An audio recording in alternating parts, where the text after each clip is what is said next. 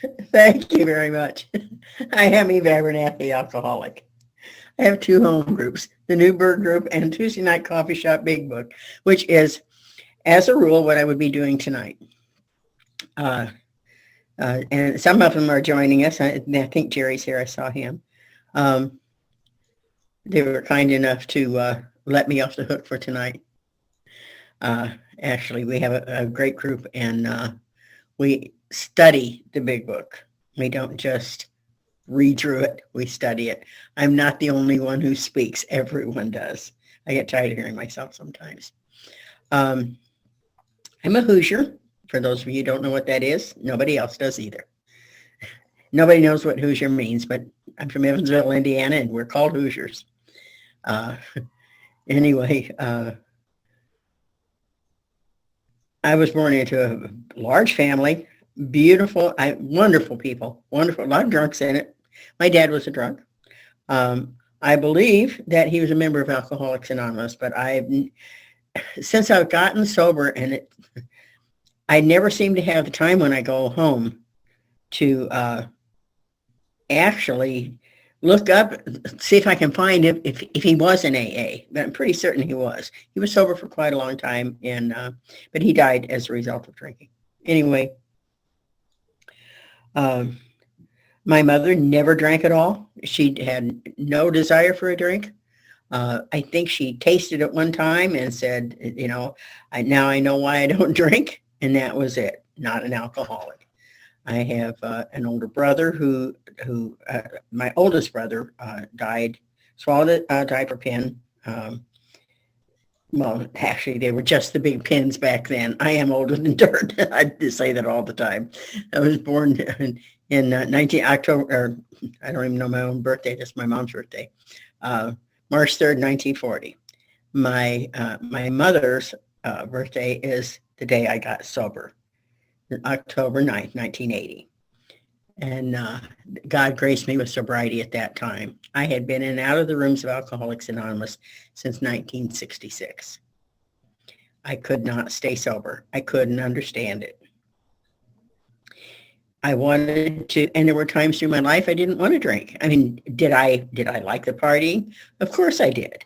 I built all kinds of stories around it because who drinks? Who goes out and does stuff that they don't want to do? And for a long time, I protected that. I protected that with everything that I had because I had to drink and I didn't know it. That was one of the most confusing things for me. But of course, as soon as I put it to my lips, that was it.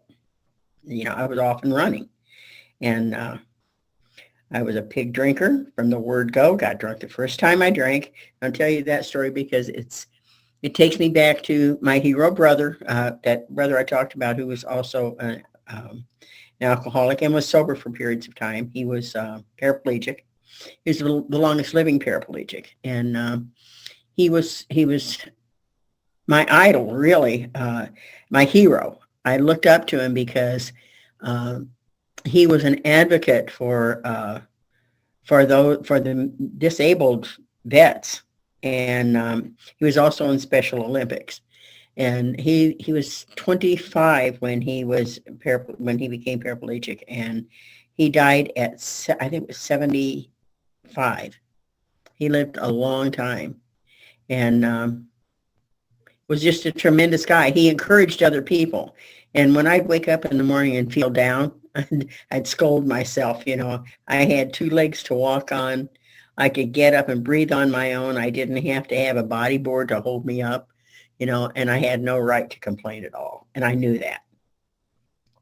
It's hard not to do when you're drunk, though. I'm sure everybody can identify with that. Anyway, I had 5 girls and 5 boys in my family, and 2 of my brothers are living, and 3 of my sisters, sorry. My elder sister, who was 86, died 2 years ago in May. And the others are all still living. And I'm very close to my sisters. They are such wonderful people, absolutely wonderful people. They naturally did what it took me years of slithering through a gutter and doing damage to so many people and my family members, my children, to get to Alcoholics Anonymous, to get just a part of what they do. They're just dynamite people.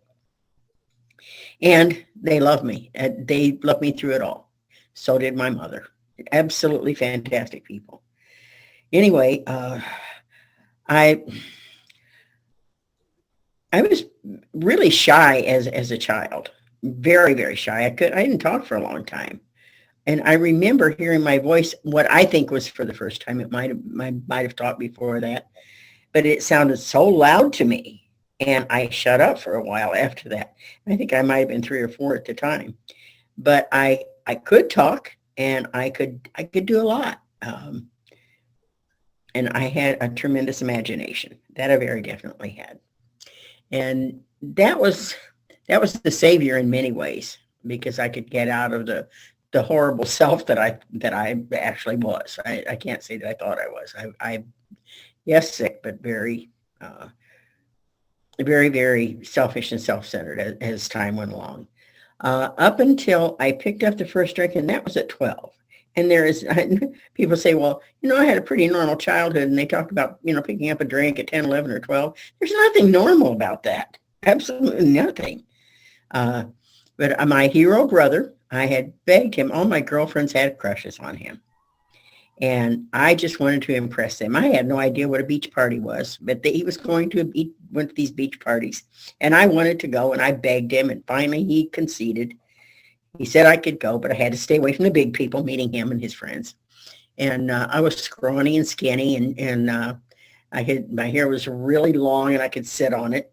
But I was at that really awkward age, bony and skinny, and I didn't like who I was, obviously. And back at that time, and for any of you who are anywhere near that age, that we didn't have these spandex bathing suits and stuff they have today. Anything will stay up today. But back then, I had a crocheted bathing suit. And if anybody's washed anything or wet anything that's crocheted, it stretches up to heaven and Hades when it gets wet. So I'm in the water, and a barge comes along and pulls me under, and I'm drowning. I know I'm drowning, and I'm fighting to get on the beach, and I finally do.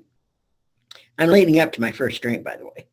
I get on the beach, and I passed out, I think, because I was a mess, and I woke up coughing and just trying to breathe, and I had sand and mud and dirt, and here I was. Now I had all these plans to tell my friends about this great party I had at this beach party, and I was worried now. Now what was I going to tell them? They weren't there. I could make up anything I wanted, but in my mind, now my whole thing is ruined. But I'm really thirsty. I needed something to drink to clear out my lungs and such. And there was this big glass of water on the car fender. And I ran and grabbed it. It was hot. As I recall, I think it was, in my mind, I think it was a Hudson Terraplane. They don't even make those cars anymore. They're like tankers. But anyway, I grabbed the glass off the car fender, and I started drinking it. And it burned my throat. It hurt really bad. And I tried to quit, and then I decided not to, because it splashed. And I call this my Popeye moment. It splashed. It went down to my toes and bounced back up. And I'm telling you, everything in me popped out. My hips filled up. My boobs filled up. My hair got all clean and curled up. And I was Marilyn Monroe. I felt like you looked. I was a human being, finally. I was somebody. I had a me. So that was my first drink, and I determined that after that, I would drink every chance I got. And I did. Now, it was a little difficult because we're in the country. We were born and raised in the country. And getting to town was a little difficult, but I got rather crafty about the whole thing. And I was helpful at home. I mean, I bathed the kids, cooked and cleaned and all that stuff. Big family. We just automatically did that. And I will say today that my mother was absolutely amazing. I never knew when I was working or playing. And still to this day, I don't know. It's a mix up for me. I can't complain about working because sometimes I'm playing while I'm doing it. So it just, she was just really wise. And I miss it. She died in 85 and I still miss her today. Anyway, I'm going along and I got every chance I got, I drank every chance I got. And I started hanging around the clubs and such. And for a while, I did some singing. And I got, I went to this place called the Blue Bar in Evansville, downtown Evansville. Not there anymore, but Boots Randolph and the Dixie Six and that group used to play there. I used to go slip out of the house, go. I actually had a job. I would go and I would sing with the band. I would slip back in. I would go back home. I would slip back in, and oftentimes really scared that I'd get caught. One time I got home. I took chances. It's amazing that I didn't get caught sooner than I did, because I would stay out, but it was getting daylight, and I didn't realize that. How in the world did I stay out that late? And I'm climbing in the window because I don't dare go in the door now because my mom's going to catch me. And I'm as I'm trying to climb in the window, my foot slipped on the clapper and it's going down the side of the house. And I thought, oh my God, I'm going to get caught. And I heard the car. She had taken my dad to work and pulled up as I'm climbing in the window. This story is very important to me because what I did was I hurried and jumped in the bed with my baby sister. We slept together. I took her crib and everything in my room when mother brought her home from the hospital. And we were really, really close. And we still are today. We're like, two peas in a pod. But that little girl used to take pillows and put alongside her and cover them up and make it look like I was in bed. And that hurt me so bad I could not stand it. It still disturbs. It bothers me sometimes now. I mean, I've made amends as much as I possibly can. But, one of the sweetest little girls in the whole world. And I had her lying for me. I didn't even consider it at the time. I just thought it was really cool that she covered for me. So obviously I was not the nicest, kindest, most loving person in the whole world, no matter what I thought of myself. And then it got to the point, and I did okay in school. Those kind of things I could do, even work. I worked almost up to the very end. I could go to work and put myself together, and no one knew at work. But it was starting to get really difficult to go to work and not drag that other part of my life in. And so I get to the point where I think, oh, somebody's on to me, and I would go apply for another job. And but in the meantime, I get married, and I have my first child, and that's the son who lives in the upstairs now, and I loved him to pieces. I absolutely loved him to pieces, and I could not stay sober. I was not yet a 24-hour drinker, but I would go on binges, and this child that I loved so much was left with sitters. And of course I was working, drinking, and, just when I think back on that, what a trap I was in. And it was my own. The big book talks about it, crushed by a self-imposed crisis we could not postpone or evade. I was stuck in it and I couldn't get out. I didn't know how. I didn't have the tools. It wasn't that those tools were not available. My sisters had the tools. They'd gotten them.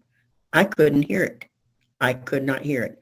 I wanted to be like them. I wanted to feel like them, and I couldn't. Then, went out to, my husband and I moved out to the state of Washington, Apple Valley, Omak, Okanagan. That's where I had my eldest son, my firstborn. And that was quite an experience.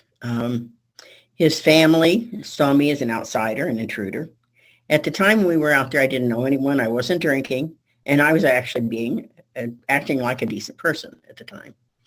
And but then I got into a little bit of trouble, At the time, I had no idea of the prejudice for the Indian tribes out there. And I was hanging out with I had some really good friends who were Indians and American Indians. And there was I didn't understand the you weren't supposed to hang out with them. We weren't supposed to talk to them. They weren't allowed in restaurants. And and with me, well, they can't do that to my friend. She's going in the restaurant with me. And I pretty much forced her to go in, and they let her come in. And I made her life miserable. I didn't take her back there again because after we got out, she cried and she told me that she was going to pay for that. I wouldn't, but she would. I didn't hear anything. I didn't see or hear what was going to happen. And, and so many things like that where, I was just oblivious to others, to what was happening to others is what I wanted, and that's the way I went through so much of my life. The people I cared about, I hurt the most. And I think we can all, they put up with us, people that don't care about us, they tell us to go away. Anyway, I'm, my then husband, I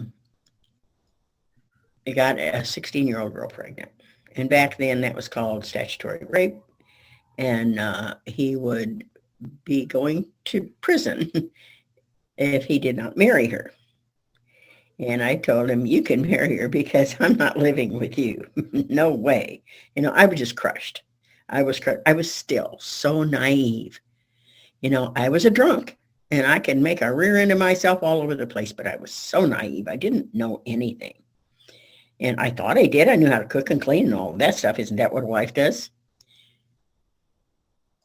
But I then, I left, but I went back to drinking very definitely. And I had drank some while I was there, but not nearly as much as I had. And I did control it at that point. Later on, I found out that his family was really strange. We got out there, and he was very shy, very good looking, and very shy. And I found out that his family was a cult. And I escaped. I don't know how I escaped. Oblivious. Friends of mine went looking for me because they couldn't find me from Evansville. The gal, one of my best friends I grew up with. She and her husband went looking for me. And then later on, in fact, a couple of summers ago, we got together when I went back to Evansville, and they told me some things that I didn't know. I mean, I could, I guess oblivion is pretty good sometimes because I didn't know I was supposed to be a prisoner or anything. Anyway, I got out of there. And back to I lived in Seattle for quite a while. I had a really good job. I actually, it was almost as if it was like life was served to me on a platter, and I messed it up. But the one thing that I did hold on to jobs, and when I left them, even though I would leave jobs because I thought, okay, they're on to me, but I would make sure that I left them right. I left them in the right way. I would quit or resign and make sure that if anyone were going to check, that I would have a good rep, because it was difficult for a woman to work back then. And especially now with a divorcee with a child, what I was like, the label I had. The thing is that I'll tell you what, in most cases, I was the last one any woman had to worry about, because when I went out, I wanted to drink. That was it. I wanted to drink. That's what I went out for. Of course, I built all those stories around it, all the dances and, the fun and the parties and because who drinks when they don't want to? And so I continued that, then back to Evansville, back home again. And back and forth quite a few times. I married the second time, and I married a homeboy. And he has a son. He had a son that was, I think, 6 months old after we'd been married for 6 months. His son was 6 months old, and I'm not the one who had the son. So okay, all right. Uh, and he was just rather surprised that I was going to divorce him. No, it's not going to work. So off I go again. It probably wouldn't work anyway, but that just, I could blame him anyway. So anyway, on and on. And here I am. I'm just going through all of this, just trying to figure out, what am I going to do with my life? And I'm feeling like my life's already over. I don't have any control over it, over my personal life. I don't even know what kind of personal I was. That was really confusing. And but I could work. I was a good worker. And that's how I identified myself, was with my jobs. And again, I'm divorced. I'm married again. And I married public enemy number one. Not really, but he thought he was. He was one of those, hurry up, pack the kids up, we got to go. I'm in trouble. Middle of the night, running away from what I don't know to this day. And don't know why we were running to, wherever we were, but I had to go. And he was just a snake bit from alcohol. And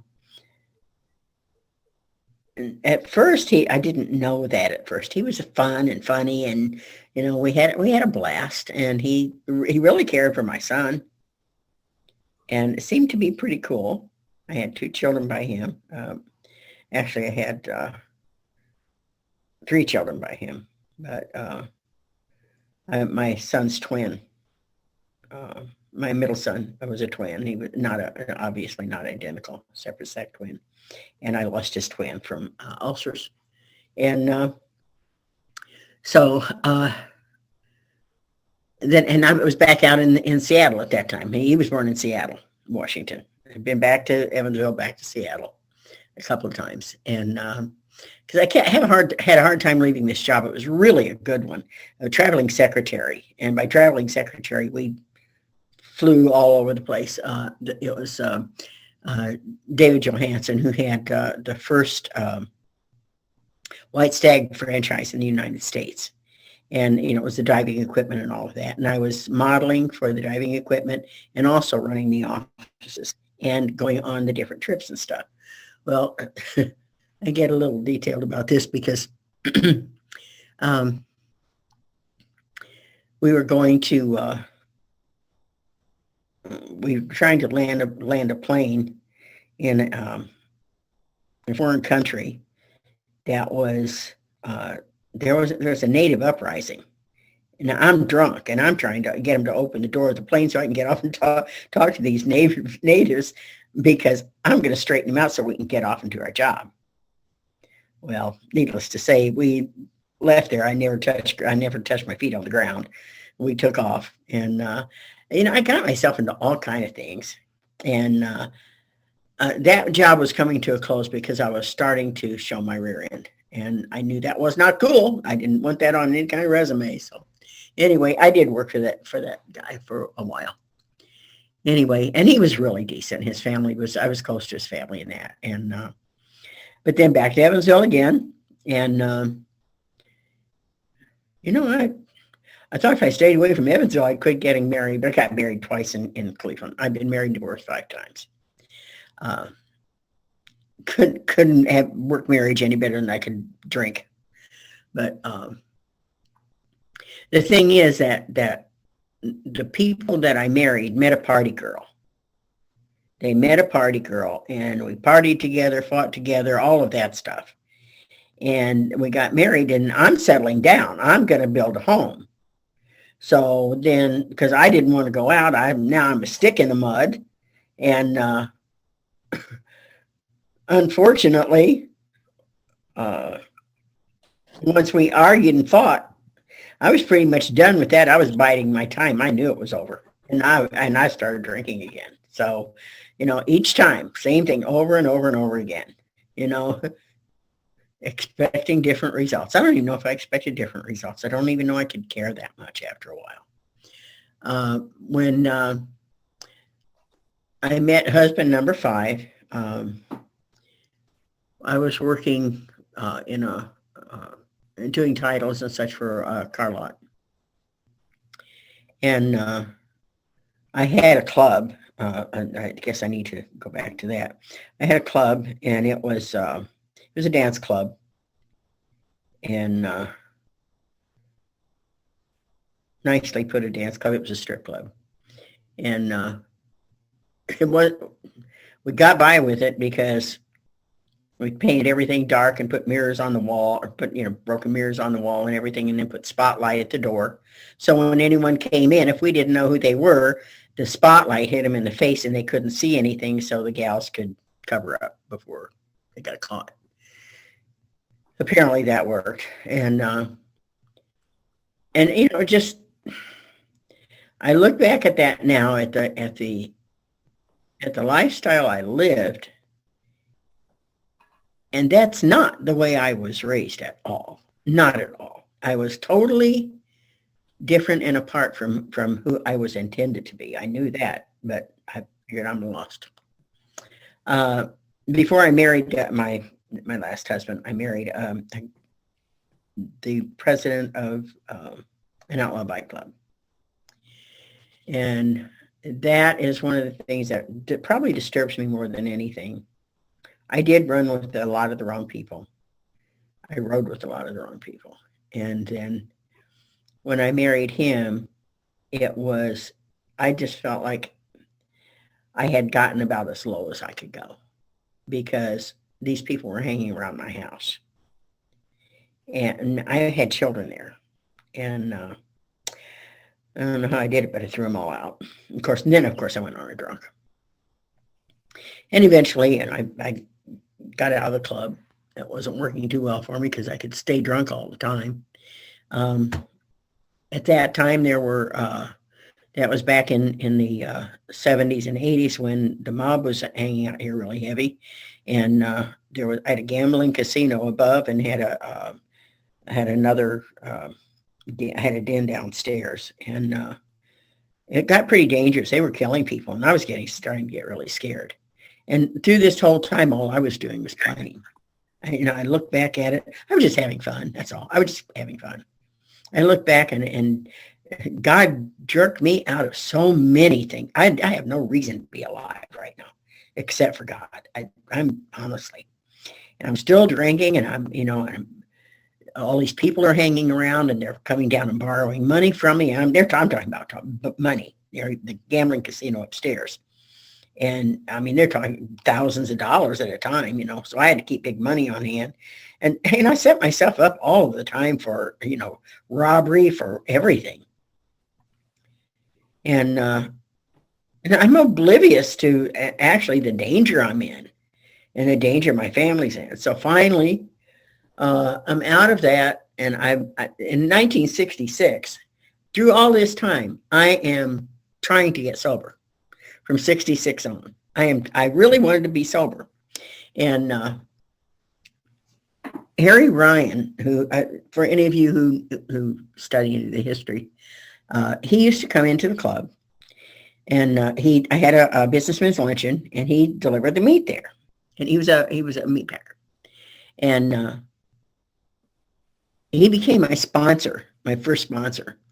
But he would come into the club, and he would leave these little notes and stuff all over the place. And the I didn't know what they were at the time, the cards and with the little sayings and stuff on them. And then we started finding this, because I used to go in on Sunday mornings to straighten it out and get it all ready and set up the cash drawers for the week, for the different shifts and stuff. And so I would be behind the bar during that period of time.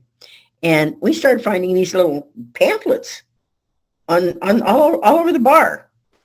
And so that started to be our Sunday morning entertainment, the Who Me. We would open those up, we would read them, and everybody would answer the questions. And I mean, it was hilarious. We had such a blast with them. But somehow they must have gotten to me, because I got to the point I could not stand myself anymore at all. They'd ask those questions, and then this gnawing thing would start in my head. And I got to the point where I was angry with them for reading them, but they'd already started. I couldn't stop them. So anyway, finally, then I'm divorced again. I meet my last husband, and he was in the trucking business, and that seemed kind of interesting. So I left the job at the car lot and went to work for him, and ultimately we opened our own. But I got involved. I had to get married to get involved with something that I had worked for years. For anyone who, especially around Cleveland, for anyone who was out and about, the mobs ran most everything. And I managed to stay away from them. I managed to stay out of their control. And we got married, and the trucking business is really, at that time, I don't know what it's like anymore. I haven't been in it for a lot of years, but it was pretty much controlled, and I was in really deep with him. And they were going to kill my husband because he hadn't held up his end of the bargain. So anyway, just to make that really short, I did what was necessary I blackmailed them so they couldn't kill him. They called him to Detroit. They had a jacket for him, and what that meant was you're done. And after that, I was really scared because, I knew that the way those people dealt with things was they generally took out the kids. I stood up and I looked at my whole life and I thought, what have you done? So totally different than anything that I ever wanted. Totally different. Now, mind you, along with all of that, I was a wedding specialist. I did the flowers, the catering, designed the dresses, made them, made the boutonnieres, made the ring bearer's tuxedo and the flower girl's dress, made it to match the bride if that's what they wanted. And I'm doing all of this and decorating and designing and still holding down 2 jobs. I couldn't stop. I couldn't stand to be in my own head. I couldn't stand to be up here. I couldn't stand still for a minute.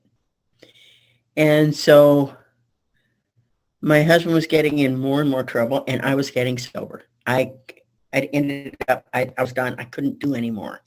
I was at a point that my life was over. It was just plain over. I wanted to die. It wasn't, and I don't think I actually felt sorry for myself. I was just too tired to live, and I couldn't die. And I couldn't get sober. So finally, and I've had different sponsors in and out. Women would not sit at the table with me. They wouldn't hang around with me. They wouldn't talk to me. They wouldn't go out to coffee with me. Nothing. And I don't blame them. That is not a complaint or a put down. They would have had to have been insane to hang around me, because by that point I was riding up to the doors, kicking them off and telling them to get out of my way. And I hated everybody. I hated me. It took me quite a long time to realize I hated me. I had come so far from where I'd been, and from the way I grew up. So I get the sobriety squad came in, and I had like between 10 and 15, 12 to 15 guys that ran me around. They picked me up, ran me to meetings, 2 and 3 meetings a day. I remember my last detox, pieces of it, bits and pieces of it, in and out for the first 5 days. And then my brain went, and I have absolutely no recall, not an nth of a second for the next 6.5 to 8 months. And they continued to run me to meetings. They picked me up, took me. I don't know what I looked like. I don't know if I was dressed. I don't know I don't know if my mouth was running or if it wasn't. I have no idea. And they have never told me. When I meet somebody that I haven't met before in the rooms of Alcoholics Anonymous, and they've been sober for a while, not so much anymore, but for a long time, I'd stand back and look at them and wonder, do you know who I am? Or what did I do? Not say anything, but just kind of a little cautious about who I was talking to. Anyway, after a while, these guys would work. They would sit down and work with other people that they sponsored, and of course, it was mostly guys. And their wives gave their approval for them to sponsor me. And we were friends for years. Most of them are gone, moved out of the state, but they were just wonderful people. And they worked with me continually. And I thought my brain was fried. It was gone. And just trying to, I had no memory. I couldn't think. I didn't know how to do anything. And, or at least I didn't think I did.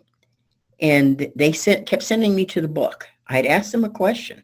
They'd send me to the book. They wouldn't sit down and go through it with me like they did others. They made me go to the book, and then they would question me on it. And this happened for a long time. I was probably pretty close to 2 years sober before I was able to actually, maybe 18, 19 months before I was able to even start on my 4th step. And I did that. But I knew how to do it because they had given me some assignments. One, find the must through page 164. Open it up. You can pass the table of contents and then highlight the word must with different highlighters. Well, underlining them then. We didn't have highlighters then. Underlining them. And pencil, different colored pens and pencils. And count them. And then write out the sentences.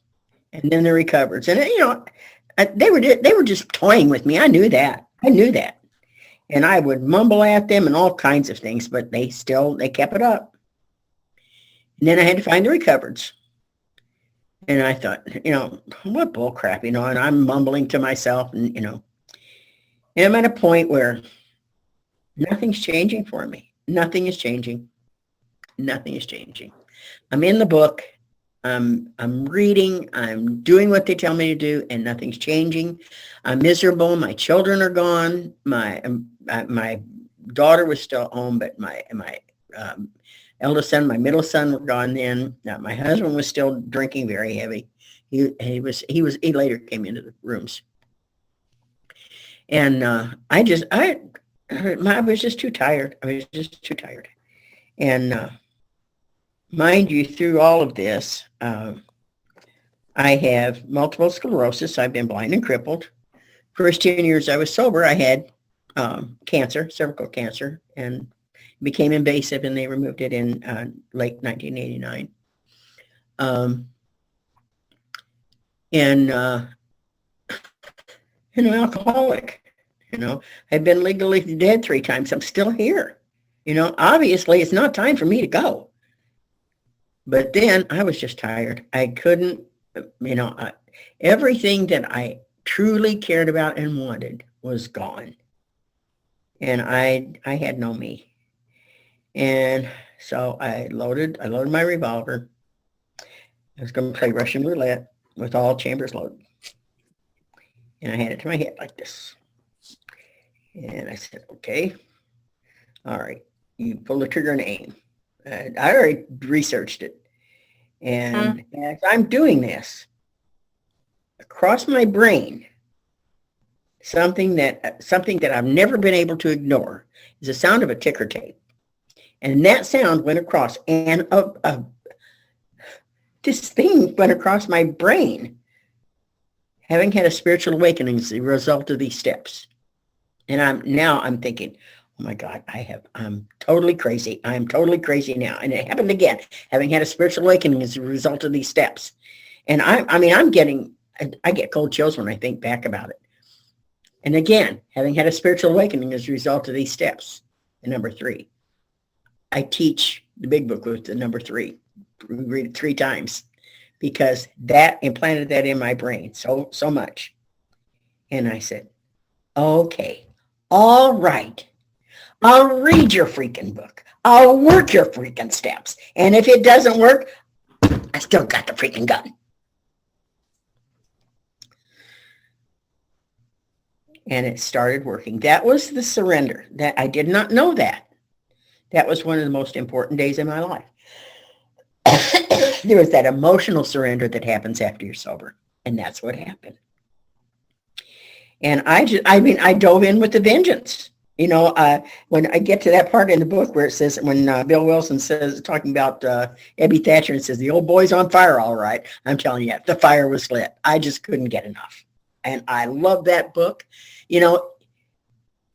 It And what looking for the word must and or recover must and recovered did, it changed that book from a not so well written novel to a textbook for life. It changed that, and after that, I want you to know, I knew those guys did something with my book for a long time. Now, mind you, my brain was pretty fried, and I opened my book, and there were new words in it. There was a lot of new stuff in it that I had never seen before, and I knew they had been playing with me. They replaced my book. That's why I hadn't been getting better. Me was a great brain, you know. And from that point on, it was just go. And, you know, I was divorced from my husband after that. He, by his own admission, he didn't work the steps. He did before he died. He had gotten another sponsor and had started working the steps. He was a money maker. He was a good provider to me and to the gambling houses. He was a gambler. I was married to two compulsive gamblers. My dad was a compulsive gambler. I was married to two compulsive gamblers. Something about him, I guess. Anyway, he finally did. Before he died, he did start working the steps, and I don't think he had completed them. But he was a much happier man by the time he died. But he got really violent, and he threatened to kill me. And the last time he did, he was just losing it, and I was his target. So he was just absolutely certain I would never leave, but I did. And anyway, I've also, once I actually got into sobriety, I worked at Serenity Hall, St. John West Shore. It's no longer open, but I learned a lot there. And I ran sober houses. And even when I was working other jobs, I ran sober houses and worked in treatment centers. And I've had just a tremendous opportunity to meet so many people, just so many people that I met Clarence Snyder. I don't think that I met Bill Wilson during that period of time. I have as messed up as my brain was, if I did, I couldn't be sure anyway. But so I don't know that if I did or not. I could have, but I don't know if I did or not. Anyway, when in 1950, when they had the World Service Conference here in the first one here in Cleveland, Ohio, and those traditions, that's when they ratified them. Because up to that point, everybody all around the country had different traditions. They had different rules and different, and it just wasn't working really well. A drunk would walk into a meeting and, okay, got to find out what the rules are for this meeting or the rules are for that meeting. And it wasn't just in certain areas. Hi, John. They were all over the place. And so they'd been working on those traditions and they ratified them. And thank God. And I worry when they start trying to change stuff because, it works. Oh, God, don't fix it. It works. Don't play with it, Anyway, I am so grateful to be sober. I am so grateful for the people in my life. I have a bunch of great grandkids. I have grandchildren, a bunch of great grandchildren. Of course, my grandchildren are grown, but fabulous, fabulous family. My sisters, I love them so much. They're still in Evansville, Indiana. I go back and visit there. And it just, God has been so gracious to me. And it's just hard to believe that I have the life that I have. I'm not wealthy, but I'm very comfortable. And on Tuesday night, as I said, we usually have Big Book, and we've been doing it by Zoom, but thinking about going back to in-house in August. I really miss that. And it's an eating meeting. I cook. and we eat and have, and we get fed all the way around, mentally, spiritually, emotionally. And it's a pretty neat way to live. Those steps are absolutely a way of life. The book has all the answers. When they told me that, I thought, show me. Just show me. And they said, you'll find them when you need them. They didn't tell me it was all going to be hindsight. But hitting that bottom was the best thing that ever happened to me, because it was a catapult into this life. And I would never have met any of you without that. Life is pretty darn good, I'd say. And at 81, I'm still able to ride. You know what? And my great-grandkids, my great-grandkids love my bike. I absolutely love it. And I'll tell you a funny story. And then I'll close. My great-grandson is, I talked about it earlier, he's a double liver transplant. And we helicoptered around him to not let him know how sick he was. We never allowed it to be an excuse for him.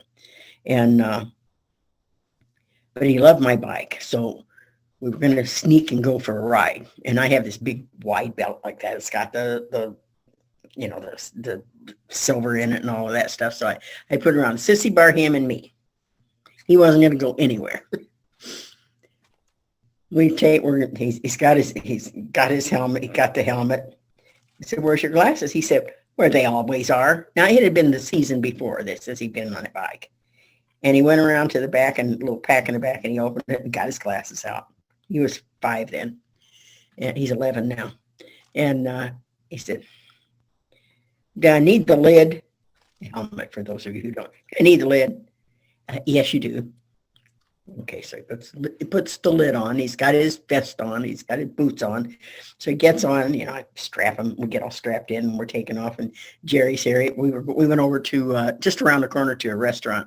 We had dinner, and then Jerry left, and Nate, bringing Nate home the long way around. And we go up to the gas station and get off, and he gets off the bike, and he said, can I lose the lid? I said, sure, while I'm filling up. So he takes the helmet off, and he puts it up there. And I look over, and he's got the glass, and he's going like this, and he's pointing. He's raising his glass, and he's pointing to the bike. And I looked at him, and looked over, there's a little girl in the backseat of a car. I said, are you flirting with that little girl? And he said, yeah. Whoops, excuse me. And he got on the bike and came back, and I looked in my rearview mirror, and the grin on that child from ear to ear. And we were really, really concerned about him getting behind in school, because since he was born with biliary atresia, meaning no bile ducts in his liver, and he had a Kasai procedure at 5.5 weeks. So we carried him, we held him. Most of my friends know him really well, and they know my great grandkids and the people at Big Book too. And no worries, he skipped a grade. He went from 4th to 6th grade, so no worries. And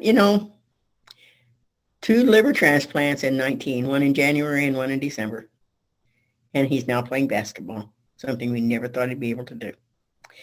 So, just if I wonder about God's greatness and grace, there's no question in my mind whatsoever. I want to thank you. Thank you for asking me, Stephen. And thank you for listening. And I close now.